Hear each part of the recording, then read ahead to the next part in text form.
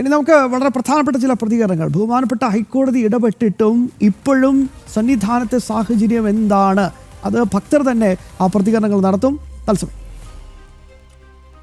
What system is this? What sort of shed is this? For what is this? ഒന്നുമില്ല. Utter failure. അതായത് ഞങ്ങളൊരു 10 മണിക്ക് നിലയ്ക്കൽ വന്ന ഞങ്ങൾ 18 ആളുണ്ട്. അതിലിപ്പോൾ ഞങ്ങൾ 6 ആളേ ഉള്ളൂ. ബാക്കിയുള്ളവരെല്ലാം എവിടെയെന്ന് അവിടെ കുറച്ച് പേര് അവിടെയും കുറച്ച് താഴേക്കായിട്ടാണ് ഉള്ളത്. ശരിക്കും പറഞ്ഞാൽ ഒരു ഭയങ്കര പോരായ്മ പറഞ്ഞാൽ പ്രാഥമിക കാര്യത്തിന് ഈ ലൈനിൽ കാര്യമായിട്ട് ഒരു സംവിധാനം ഇതുവരെ ഒരുക്കിയിട്ടില്ല. ഭക്ഷണം കഴിക്കാനുള്ള സൗകര്യമില്ല. കാരണം ഇത് നമ്മളെ ബ്ലോക്ക് ചെയ്ത് വെക്കുന്നുണ്ട്. അഴിച്ചു വിടുന്ന ആളെ ഓടി വരണ്ടേ. അപ്പം പുറത്തേക്ക് ഇറങ്ങി ഭക്ഷണം കഴിക്കാൻ നിന്നാൽ ഞങ്ങളുടെ ബാക്കിയുള്ള ആൾക്കാരെ ഇനിയും തിരഞ്ഞ് കണ്ടെത്തണം. ഇപ്പോൾ 5 മണിക്കൂർ, അതായത് 5:20 ഞങ്ങൾ ലൈനിൽ നിന്നതാണ് പമ്പയിൽ നിന്ന് ഇങ്ങോട്ട്. ഇപ്പം സമയം 5 മണിക്കൂറുകളായി. ഇനിയിപ്പോൾ 2 മണിക്കൂർ മേലെ ഇനിയും നിൽക്കേണ്ടി വരും. ഭയങ്കര ഒരു ദുരവസ്ഥ തന്നെയാണ് ഇത്. ഇങ്ങനെ ഈ തരത്തിൽ പോയിട്ടുണ്ടെങ്കിൽ ഞങ്ങളിപ്പോൾ ഇന്നൊരു പ്രതിജ്ഞ എടുത്തേക്കോ ഇനി വരുന്നില്ല എന്നുള്ളത്. അന്ന് വനിതകളെ കയറ്റിയപ്പോൾ തന്നെ നമ്മൾ അന്ന് തീരുമാനമാക്കി. എന്നാലും നമ്മൾ ആ സമയമാകുമ്പോൾ ഓട്ടോമാറ്റിക് എല്ലാവരും മാലയിടും വരും. ഇപ്പം ഞങ്ങൾ ഒരു പ്രതിജ്ഞ എടുക്കാൻ വേണ്ടി പോവാം അവിടെ ചെന്നിട്ട്. ഇനി ഇവിടെ വന്നാൽ ശരിയാവില്ല. ഈ അവസ്ഥ വളരെ മോശമാണ്. വളരെ വളരെ സങ്കടമുണ്ട്. കാരണം വെച്ചാൽ ഇതുവരെ ഒരു ഭക്ഷണം കഴിച്ചില്ല. ഞാനൊരു ഷുഗർ പേഷ്യൻ്റാണ്. ഇതുവരെ ഒരു ഭക്ഷണം കഴിക്കാൻ പറ്റിയിട്ടില്ല. ഗ്ലൂക്കോസിന് വീട്ടിൽ നിന്ന് കൊടുക്കുന്ന ഗ്ലൂക്കോസിൻ്റെ പൊടി ഉണ്ടായി, അതാ തിന്നത് ആകെ കഴിച്ചത്. ഇവിടെ വരുന്ന വഴിയുടെ സൈഡെല്ലാം വളരെ വൃത്തിഹീനമായിട്ടാണ് കിടക്കുന്നത്. ഇത് മണ്ഡലകാലം ആരംഭിക്കുന്നതിന് മുമ്പ് തന്നെ ഇതെല്ലാം വൃത്തിയാക്കേണ്ടതാണ്. യാതൊരു വിധ വൃത്തിയും കാര്യങ്ങളോ ഒന്നുമില്ല. ചെറിയ പിഞ്ചു കുട്ടികളും പ്രായമുള്ളവരും എല്ലാം ഇവിടെ നിൽപ്പുണ്ട്. അവർക്ക് ഭക്ഷണം കഴിക്കാനോ അവർക്കൊരു വെള്ളം കൊടുക്കാനോ ഇതിനൊന്നും യാതൊരു വിധ, അതായത് ഈ ദേവസ്വം ബോർഡിൻ്റെ കീഴിൽ നിന്നായി നിർത്തിയേക്കുന്ന ആൾക്കാരോ അവരുടെ എന്നാ പറയുന്ന ഒരു ആൾ പോലും ഇതിനു വേണ്ടിയിട്ട് ഇതുവരെ ഇങ്ങോട്ട് വന്നിട്ടില്ല എന്നുള്ളതാണ്. അതിരൂക്ഷമായ വിമർശനം സർക്കാരിനെയും ദേവസ്വം ബോർഡിനെയും എടുത്തിട്ട് കുടഞ്ഞിരിക്കുകയാണ് ബഹുമാനപ്പെട്ട ഹൈക്കോടതി. ഇതെന്ത് പരിപാടിയാണ് നിങ്ങൾ ഈ കാണിക്കുന്നത്? ഒരു ഉത്സവം നടത്തുന്ന ലാഘവത്തോടു കൂടിയാണോ? ശബരിമല പോലെ തന്ത്രപ്രധാനമായ ഒരു ആരാധനാലയത്തിലെ തീർത്ഥാടന കാലം ഇങ്ങനെയാണോ കൈകാര്യം ചെയ്യുന്നത്? വളരെ പ്രധാനപ്പെട്ട വിമർശനങ്ങളിലേക്ക് പോകുന്നുണ്ട്. എല്ലാ തരത്തിലും ദേവസ്വം ബോർഡിന് വീഴ്ച പറ്റി, സംസ്ഥാന സർക്കാരിന് വീഴ്ച പറ്റി. മന്ത്രി അവിടെ തന്നെ ഉണ്ട് എന്നതാണ് ഏറ്റവും പ്രധാനപ്പെട്ട കാര്യം. ബോർഡ് പ്രസിഡന്റും ഭരണസമിതികളും മാത്രമേ മാറുന്നുള്ളൂ, പക്ഷേ മന്ത്രിക്ക് മാറ്റമില്ല. അയാൾ എന്ത് ചെയ്യായിരുന്നു എന്നതാണ് ഹൈന്ദവ സംഘടനകൾ കൃത്യമായി തന്നെ ചൂണ്ടിക്കാണിക്കുന്നത്. ആ അപര്യാപ്തതകളിലേക്കാണ് ആദ്യം ജനം TV പ്രിയപ്പെട്ട പ്രേക്ഷകരെ കൊണ്ടുപോകുന്നത്. നമുക്ക് നോക്കാം. മിഥുൻ മുരളി തയ്യാറാണ് സന്നിധാനത്ത് നിന്ന്. മിഥുൻ, ബഹുമാനപ്പെട്ട ഹൈക്കോടതി കൃത്യമായി തന്നെ ഇടപെട്ടുകൊണ്ടാണ് പറഞ്ഞിരിക്കുന്നത്. ഇതെന്ത് പരിപാടിയാണ് നിങ്ങൾ ഈ കാണിക്കുന്നത്? 6 മാസം മുമ്പെങ്കിൽ, കുറഞ്ഞതൊരു 3-4 മാസം മുമ്പെങ്കിലും ഒരുക്കങ്ങൾ ചെയ്യേണ്ടിടത്ത് ഇപ്പോൾ എന്താണ് കാണിച്ചത്? കുടിവെള്ളമില്ല, എണ്ണി പറയുകയാണ്. ശൗചാലയങ്ങൾ ശുചീകരിക്കാൻ ആളില്ല. ഇതൊക്കെ ചെയ്യേണ്ടത് ആരാണ്? നിങ്ങൾക്ക് എവിടെയാണ് ഇതിനൊക്കെ സമയം എന്ന രീതിയിൽ തന്നെ അതിരൂക്ഷമായ വിമർശനം.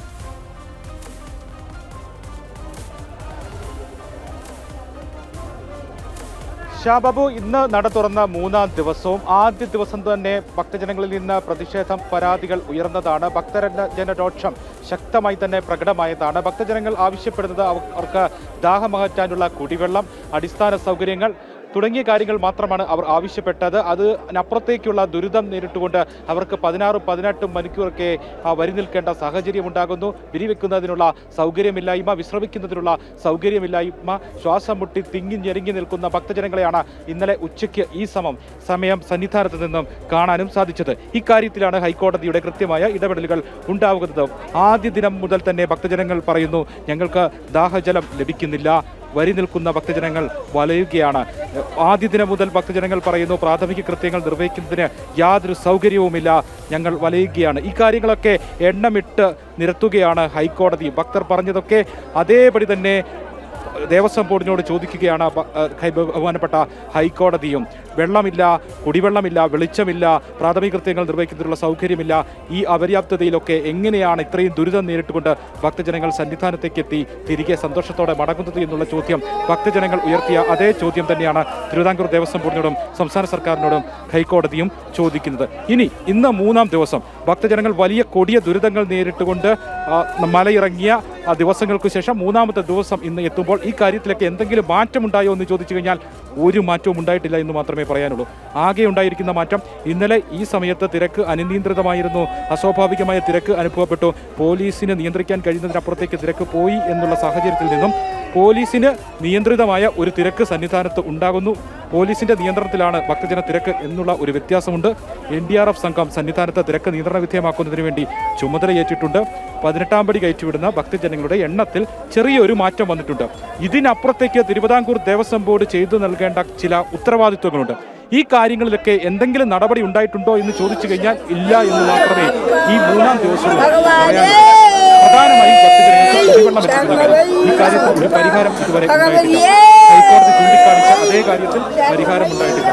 ഇന്ന് നടപ്പന്തലിലും ഒപ്പം മലക്കൂട്ടത്തും ചരംകുത്തിയിലുമെല്ലാം ഭക്തജനങ്ങളെ കുറച്ചധികം സമയം കാത്തു നിൽക്കേണ്ട സാഹചര്യമുണ്ട്. സന്നിധാനത്ത് തിരക്ക് നിയന്ത്രണ വിധേയമാക്കുന്നതിന് വേണ്ടി ക്രമീകരണമാണ് ഒരുക്കിയിരിക്കുന്നത്. നടപ്പന്തലിൽ, മരക്കൂട്ടത്ത്, ശരംകുത്തിയിൽ, താഴെ പമ്പയിൽ, നിലയ്ക്കൽ മുതൽ ഭക്തജനങ്ങളെ തടഞ്ഞുകൊണ്ട് സന്നിധാനത്തെ തിരക്ക് നിയന്ത്രണ വിധേയമാക്കുമ്പോൾ ഈ തടഞ്ഞു വെച്ചിരിക്കുന്ന ഭക്തജനങ്ങൾക്ക് കുടിവെള്ളം ലഭ്യമാക്കണം, ലഘുഭക്ഷണങ്ങൾ ലഭ്യമാക്കണം, അവർക്ക് വിരിവെച്ച് വിശ്രമിക്കുന്നതിനുള്ള സൗകര്യം വേണം. മണിക്കൂറുകളോളമാണ് നടപ്പന്തലിലൊക്കെ ഭക്തജനങ്ങൾ കാത്തു നിൽക്കുന്നത്. അപ്പോൾ ഈ സാഹചര്യങ്ങളൊക്കെ ഉണ്ടോ, ഈ അടിസ്ഥാന സൗകര്യങ്ങൾ ലഭ്യമാക്കിയോ എന്ന് ചോദിച്ചപ്പോൾ അതിനൊന്നും നടപടിയില്ല എന്ന് മാത്രമേ സങ്കടത്തോടു കൂടി ഈ 3-ാം ദിനവും നമുക്ക് സന്നിധാനത്ത് നിന്ന് പറയാനാകുന്നുള്ളൂ. ഇന്നലെ അക്കമിട്ട് നിരത്തിക്കൊണ്ട് തെറ്റുകൾ, വീഴ്ചകൾ ഏറ്റുപറഞ്ഞതാണ് തിരുവിതാംകൂർ ദേവസ്വം ബോർഡ് പ്രസിഡന്റ്. കുടിവെള്ളം കൊടുക്കുന്നില്ല, അദ്ദേഹം സമ്മതിച്ചു. ലഘുഭക്ഷണങ്ങൾ വിതരണം ചെയ്യുന്നില്ല, അദ്ദേഹം സമ്മതിച്ചു. ഇവിടെ ശുചിമുറികളില്ല, ശുചിമുറികളിൽ ആവശ്യത്തിലുള്ള ശുചീകരണ തൊഴിലാളികളില്ല, അദ്ദേഹം സമ്മതിച്ചു. ഈ കാര്യം തന്നെ അക്കമിട്ട് നിരത്തിക്കൊണ്ട് ഹൈക്കോടതിയും ഇന്ന് ചോദിക്കുന്നു. പക്ഷേ ഇതിനൊക്കെ നടപടി ഉണ്ടോ എന്ന് ചോദിച്ചു കഴിഞ്ഞാൽ ഒരു എന്താ പറയുക, ഒരു അടിയന്തര ഘട്ടത്തിൽ ഉണ്ടാകേണ്ട നടപടി പോലും ഉണ്ടാകുന്നില്ല എന്നുള്ളതാണ്. ഭക്തജനങ്ങൾക്ക് വരി നിൽക്കുന്ന ഭക്തജനങ്ങൾക്ക് ക്യൂവിനിടയിൽ നിന്ന് പുറത്തു പോകാനുള്ള സാഹചര്യമില്ല. അവർക്ക് പുറത്തുപോയി ഭക്ഷണം കഴിക്കുന്നതിനുള്ള തിരിച്ച് വരിയിലേക്ക്, ക്യൂവിലേക്ക് കയറുന്നതിനുള്ള സാഹചര്യമില്ല. അവരെ ബാരിക്കേഡിനുള്ളിൽ ആക്കിയിരിക്കുകയാണ് മണിക്കൂറുകളോളം. ഇങ്ങനെയുള്ള ഭക്തജനങ്ങൾക്ക് ലഘുഭക്ഷണങ്ങൾ വിതരണം ചെയ്യുമെന്നാണ് Thiruvithamkoor Devaswom board president K Jayakumar ഈ വിഷയം ഇന്നലെ നമ്മൾ അദ്ദേഹത്തിന്റെ ശ്രദ്ധയിൽപ്പെടുത്തിയപ്പോൾ പറഞ്ഞത്. ബിസ്ക്കറ്റ് ഉൾപ്പെടെയുള്ള ലഘുഭക്ഷണങ്ങൾ ഈ ഭക്തജനങ്ങൾക്ക് വിതരണം ചെയ്യുമെന്ന് പറഞ്ഞു. ഇന്ന് നമ്മൾ മരക്കൂട്ടത്തും ശരംകുത്തിയിലുമൊക്കെ പോയി പരിശോധിച്ചു. ഭക്തജനങ്ങളുടെ പ്രതികരണം തേടി. ഒരു ബിസ്ക്കറ്റും കിട്ടിയിട്ടില്ല, ഒരു ലഘുഭക്ഷണവും കിട്ടിയിട്ടില്ല, പോട്ടെ വെള്ളം പോലും കിട്ടിയിട്ടില്ല എന്നാണ് അവർ ഇന്നും പറയുന്നത്. നടപ്പന്തലിലും സമാനമായ സാഹചര്യം. പ്രാഥമിക കൃത്യങ്ങൾ നിർവഹിക്കുന്നതിനുള്ള സൗകര്യം ഉണ്ടാക്കുന്നതിന് വേണ്ടി ശുചീകരണ തൊഴിലാളികളെ കൂടുതൽ നിയോഗിക്കുമെന്ന് ഇന്നലെ തിരുവിതാംകൂർ ദേവസ്വം ബോർഡ് പ്രസിഡന്റ് പറഞ്ഞു. ഇന്ന് നമ്മൾ ശുചിമുറികൾ പോയി നോക്കി. വൃത്തിഹീനമായ സാഹചര്യത്തിൽ വെള്ളം പോലുമില്ലാത്ത അവസ്ഥയിലാണ് ഇന്നും ശുചിമുറികൾ ഉള്ളത്. ഭക്തജനങ്ങൾ അത് പ്രതികരണമായി അറിയിക്കുകയും ചെയ്യുന്നു.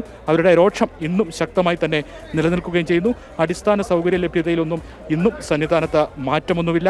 ഭക്തജനങ്ങൾ വലയുകയാണ്. ഇനി തിരക്ക് നിയന്ത്രണ വിധേയമാക്കാൻ വേണ്ടി ചെയ്യുന്ന കാര്യം പോലീസ് ഇപ്പോൾ അടിയന്തരമായി സ്വീകരിച്ചിരിക്കുന്നത് നിലയ്ക്കൽ മുതൽ ഭക്തജനങ്ങളെ തടഞ്ഞുകൊണ്ടാണ്. ഇത് ശബരിമല പാതയിൽ വലിയ തിരക്ക് ഉണ്ടാകാനുള്ള സാധ്യതയുണ്ടാക്കും. സന്നിധാനത്ത് തിരക്ക് നിയന്ത്രണ വിധേയമാക്കുക എന്നുള്ള ഒരു പ്രഥമ പരിഗണന നൽകുമ്പോൾ താഴെ നിലയ്ക്കലും, പമ്പയിലും, എരുമേലിയിലും, പന്തളത്തും, ശബരിമല പാതകളിലും വലിയ തിരക്കുണ്ടാകും. ഭക്തജനങ്ങൾക്ക് കൂടുതൽ സമയം ചെലവഴിക്കേണ്ടി വരും. ഇടത്താവളങ്ങളിൽ അപ്പോൾ കുടിവെള്ളം ഉൾപ്പെടെയുള്ള പ്രാഥമിക സൗകര്യങ്ങൾ, അടിസ്ഥാന സൗകര്യങ്ങൾ ലഭ്യമാക്കേണ്ടതുണ്ട്. ഈ കാര്യത്തിലൊക്കെ എന്ത് നടപടി ഉണ്ടാകും എന്നുള്ളത് ഒരു ചോദ്യചിഹ്നമായി അവശേഷിക്കുകയാണ്. 6 മാസങ്ങൾക്ക് മുൻപെങ്കിലും നിങ്ങൾക്ക് മുന്നൊരുക്കങ്ങൾ തുടങ്ങിക്കൂടായിരുന്നോ എന്ന് ഹൈക്കോടതി ചോദിക്കുമ്പോൾ ഒരു ഉത്സവത്തിൻ്റെ മുന്നൊരുക്കം മാത്രമാണോ ഇതുപോലെ വലിയൊരു തീർത്ഥാടന കേന്ദ്രത്തിൽ ഉണ്ടാകേണ്ടത് എന്ന് ചോദിക്കുമ്പോൾ ഈ കാര്യങ്ങളിലൊക്കെ ഒരു മുന്നൊരുക്കവും നിർത്താതെ ക്രൗഡ് മാനേജ്മെൻറ്റ് അമ്പേ പാളിപ്പോയ ഒരു തീർത്ഥാടന കാലം കൂടി സംജാതമായിരിക്കുന്നു എന്ന്. ഇനി ഇതിന് എന്തെങ്കിലും നടപടി ഉണ്ടാകുമോ എന്ന് ചോദിച്ചു കഴിഞ്ഞാൽ അത് കണ്ടറിയേണ്ടിയിരിക്കുന്നു എന്ന് മാത്രം പറയേണ്ട ഒരു വിഷമഘട്ടത്തിൽ കൂടിയാണ് ഈ നിമിഷവും സന്നിധാനത്തെ കാഴ്ചകൾ പോകുന്നത് എന്നുള്ളതാണ് പറയേണ്ടിയിരിക്കുന്നത്. ഒരു നടപടിയും ഉണ്ടായിട്ടില്ല. ഇപ്പോൾ തിരക്ക് നിയന്ത്രിക്കുന്നതിന് വേണ്ടി 80-90 ഭക്തജനങ്ങളെ വീതം 18-ാം പടി മിനിറ്റിൽ കയറ്റിവിടണം. ഇപ്പോൾ നിലവിൽ അറിയുന്നത് 60-70 ഭക്തജനങ്ങളെ മിനിറ്റിൽ 18-ാം പടി കയറ്റിവിട്ടുകൊണ്ടിരിക്കുന്നു എന്നുള്ളതാണ്. ഇന്നലെ അത് 40 to 50 ആയിരുന്നു. 40-നും 50-നും ഇടയ്ക്ക് ഭക്തജനങ്ങളെ മാത്രമാണ് ഇന്നലെ 18-ാം പടി കയറ്റിവിട്ടത്. പരിചയസമ്പന്നരല്ലാത്ത ശബരിമലയിൽ 18-ാം പടിയിൽ മുൻപ് ഡ്യൂട്ടി ചെയ്ത് പരിചയമില്ലാത്ത ഉദ്യോഗസ്ഥർ ഈ 18-ാം പടിയിൽ സേവനമനുഷ്ഠിക്കുന്നതിന് വേണ്ടി നിയോഗിച്ചതുകൊണ്ടാണ് ആ ഒരു കുറഞ്ഞ സംഖ്യയിലേക്ക് 40 to 50 എന്നുള്ള ഒരു സംഖ്യയിലേക്ക് മാത്രം ഈ 18-ാം പടി കയറുന്ന ഭക്തരുടെ എണ്ണത്തിൽ ചുരുക്കം വന്നത്. ഇന്നത് 60 മുതൽ 70 വരെ ആക്കി എന്ന് പറയുന്നു. പക്ഷേ ആ തിരക്ക് നിയന്ത്രണ വിധേയമാകണം എന്നുണ്ടെങ്കിൽ അത് 80-നും 90-നും ഇടയ്ക്ക് ഭക്തജനങ്ങളെ മിനിറ്റിൽ 18-ാം പടി കയറ്റിവിടണം. ഇന്ന് ADGP ശ്രീജിത്തിനോട് ഇക്കാര്യം ചോദിച്ചപ്പോൾ അദ്ദേഹം പറഞ്ഞത് പരിചയസമ്പന്നരായ ഉദ്യോഗസ്ഥരെ ഈ 18-ാം പടിയിൽ ഇനി നിയോഗിക്കും എന്നാണ്. ഇങ്ങനെ തിരക്ക് നിയന്ത്രണവുമായി ബന്ധപ്പെട്ടുള്ള കാര്യങ്ങളിൽ പോലീസിൻ്റെ നിയന്ത്രണം ഉണ്ടാകുന്നു എന്ന് മാത്രം. മറ്റ് ഭക്തജന തിരക്കോ അടിസ്ഥാന സൗകര്യങ്ങൾ അവർക്ക് ക്രമീകരിക്കുന്നതിലോ ഒരു മാറ്റവും തിരുവിതാംകൂർ ദേവസ്വം ബോർഡിൻ്റെ ഭാഗത്തുനിന്ന് ഒരു മാറ്റവും ഒരു ഇടപെടലും ഉണ്ടായിട്ടില്ല എന്ന് മാത്രമാണ് ഈ 3-ാം ദിവസവും സന്നിധാനത്ത് നിന്ന് പറയേണ്ടിയിരിക്കുന്നത്.